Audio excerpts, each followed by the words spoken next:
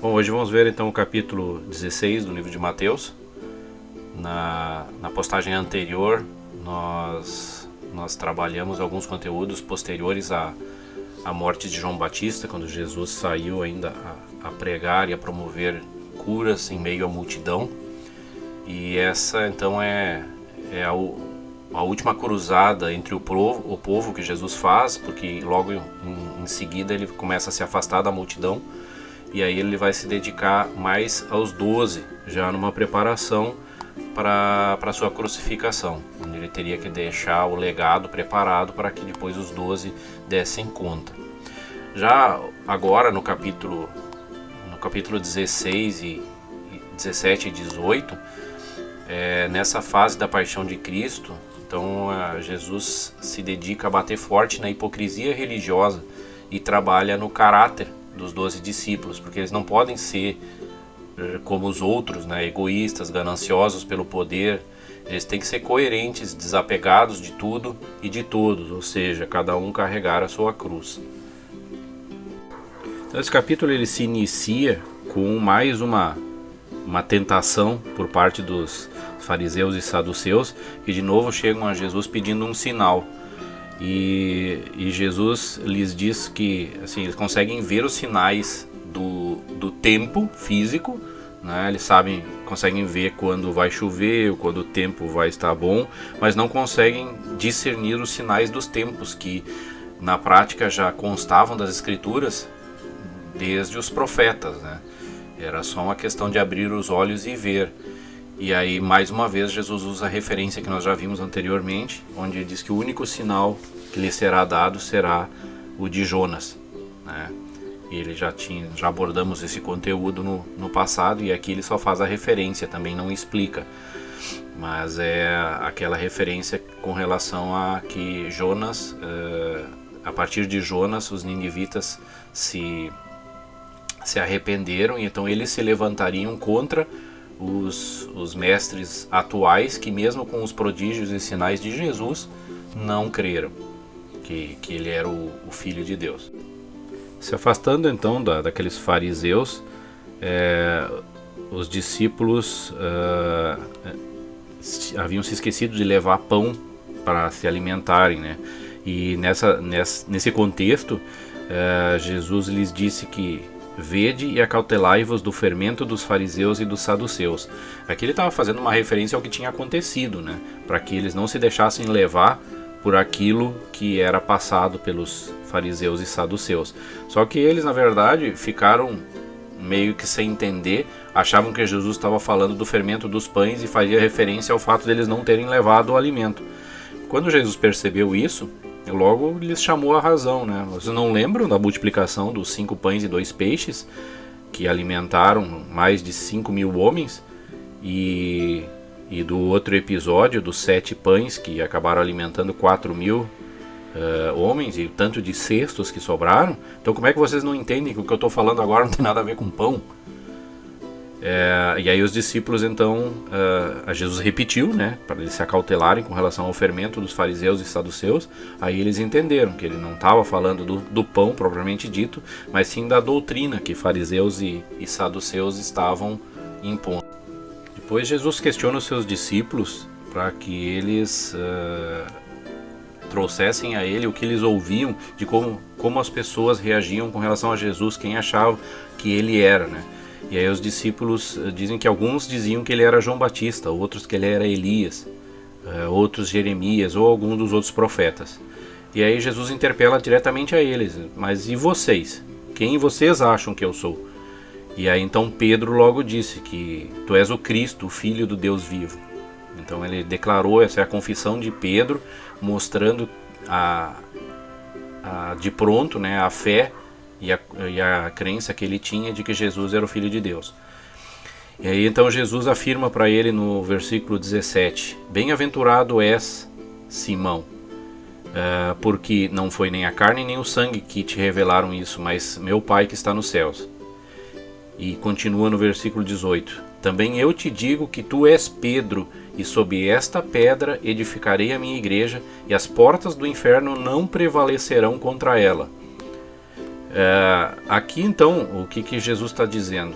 Ele diz que em cima dessa crença, eu vejo que ele não está se referindo especificamente a Pedro, que Pedro seria o patriarca da igreja, mas sim que essa fé que ele teve, essa crença de que Jesus é o Filho de Deus, é a pedra sobre a qual será edificada a igreja. E é interessante que ele deixa bem claro aqui pra gente que as portas do inferno não prevalecerão contra a igreja.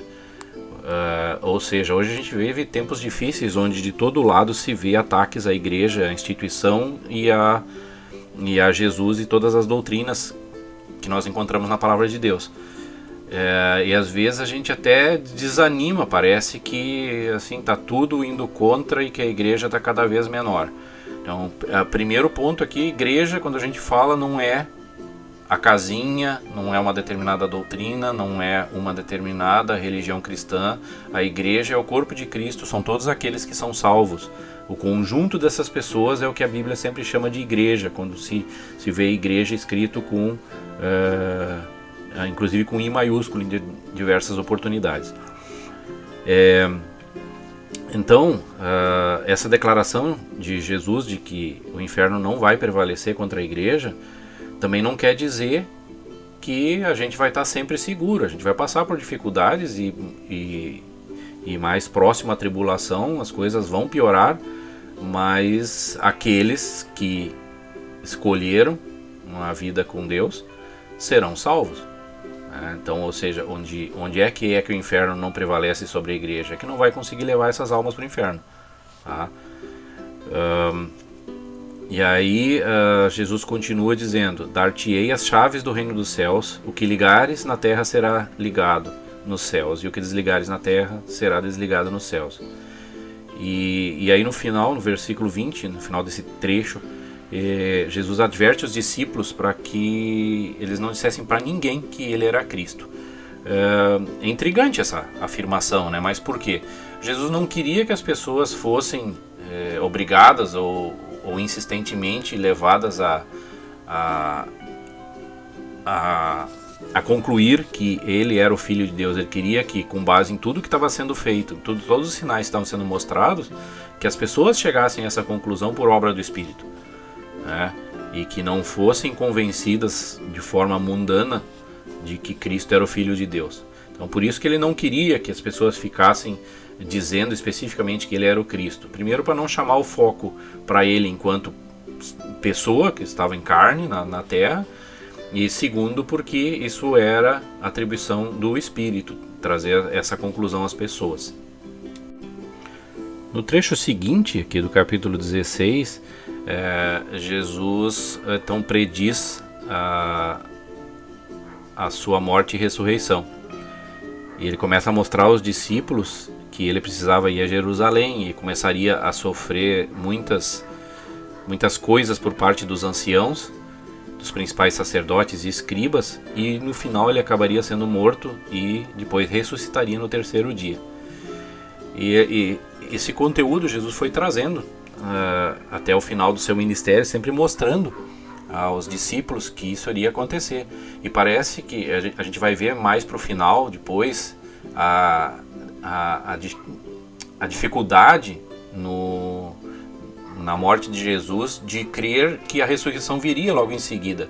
Parece que eles só ouviam uma parte do que Jesus falava, que era que ele seria morto, e esqueciam de sempre assimilar a segunda parte que ele dizia desde aqui que ele se ressuscitaria no terceiro dia seguinte. E aí nessa situação aqui, Pedro chama Jesus à parte e questiona: Senhor, isso não vai te acontecer. Mas Jesus, vejam só a contradição em relação ao trecho anterior, né, onde ele colocou Pedro lá nas alturas, agora ele coloca Pedro lá embaixo. Jesus diz: arreda, Satanás, tu és para mim pedra de tropeço, porque não cogitas das coisas de Deus e sim das dos homens. Porque ele estava vendo Pedro enxergar só a parte do sofrimento de Jesus e não a consequência de tudo isso, né? E aí no último trecho Jesus aborda o tema de que aquele que o quiser seguir também vai ter que carregar a sua cruz, ou seja, vai passar por dificuldades e vai ter sofrimentos também. Ele diz assim: se alguém quer vir após mim, a si mesmo se negue, tome a sua cruz e siga-me. Portanto, quem quiser salvar a sua vida, perdê-la-á, e quem perder a vida por minha causa, achá-la-á. Pois que aproveitará o homem se ganhar o mundo inteiro e perder a sua alma? Ou o que dará o homem em troca da sua alma? Porque o Filho do Homem há de vir na glória de seu Pai com os seus anjos, e então retribuirá a cada um conforme as suas obras. Em verdade vos digo que alguns há, dos que aqui se encontram, que de maneira nenhuma passarão pela morte até que vejam vir o Filho do Homem no seu reino. Então aqui Jesus está colocando primeiro que aqueles que querem seguir a Jesus não vão ter que pegar e carregar a sua cruz, defender o seu nome, né, porque é uma questão de fé, e que as coisas não vão ser fáceis, né, e que isso vai envolver uma decisão, uma tomada de decisão. Ou eu sou cristão ou eu não sou cristão. E essa mesma regra vale para nós hoje. Então, quando ele aborda que o que aproveitará o homem se ganhar o mundo inteiro e perder a sua alma, isso é um puxão de orelha para muitos de nós. Eu digo que eu por muito tempo me dediquei quase que inteiramente a construir carreira, construir uma vida estável, a ter posses, e meio que foi ficando adiado isso que eu estou fazendo agora, até que assim foi mais uma decisão que eu tive que tomar, que eu tenho que deixar algo para tentar de alguma forma contribuir para que mais pessoas sejam alcançadas e acabem conhecendo a Jesus. E confesso que depois dessa atitude, não me parece que hoje eu tenho menos tempo do que eu tinha. Até parece que eu tenho um pouco mais de flexibilidade, porque antes, por mais que eu fizesse diversas coisas, parece que o tempo sempre faltava, né? E agora, mesmo fazendo esses conteúdos e tendo essa atribuição que eu não tinha antes, parece que isso não está fazendo diferença, né, com relação a estar sobrecarregando as demais atividades. Então, assim, eu quero motivar a todos para que também tomem atitudes no sentido de contribuir para a obra, de pregar, de falar de Jesus para as pessoas, né, e tomar algumas atitudes para deixar o seu legado como obra em prol da palavra de Deus, porque de nada adianta que construir patrimônio se um dia só nos vai restar a alma, né? Tudo fica aqui, tudo que nós construímos em termos de patrimônio, e o que vai ficar são as obras. No final, eu queria tentar trazer uma interpretação com relação ao versículo 28, onde Jesus diz que alguns há dos que aqui se encontram que de maneira nenhuma passarão pela morte até que vejam vir o Filho do Homem no seu reino. Tá? Isso é um dos trechos que, de certa forma, pode ter acabado por levar os discípulos a acreditarem que logo depois da ressurreição viria o fim dos tempos, seria a segunda vinda de Jesus. Na verdade, eu interpreto esse texto como uma analogia à ressurreição de Jesus, porque no final ele diz que o que eles vão ver é o Filho do Homem no seu reino. Então, com a morte de Jesus, ele deixa de ser carne, e no terceiro dia ele ressuscita, e aí ele é espírito, aí ele é o Filho de Deus desencarnado, e aí mais adiante ele ascende aos céus. Então eu vejo que é a revelação do Filho do Homem no seu reino. Ou seja, Jesus se referia ao fim da sua primeira vinda e não à sua segunda vinda, como me parece que os discípulos creram, até porque os evangelhos nem foram escritos logo depois da morte de Jesus, porque eles acreditavam que tinha que rapidamente divulgar a palavra. Então eles saíram pregando, né, porque tinha que ser rápido, porque logo em seguida Jesus ia voltar de novo e ia acabar o mundo. E aí depois, mais tarde, é que foram se dar tempo, olha, se dar conta, né? Eu acho que nós temos que começar a escrever isso aqui, porque pelo visto a nossa geração vai passar e nós temos que deixar isso registrado. E aí, então, Mateus, Marcos, Lucas e João então fizeram esses registros. E aqui então encerramos o capítulo 16.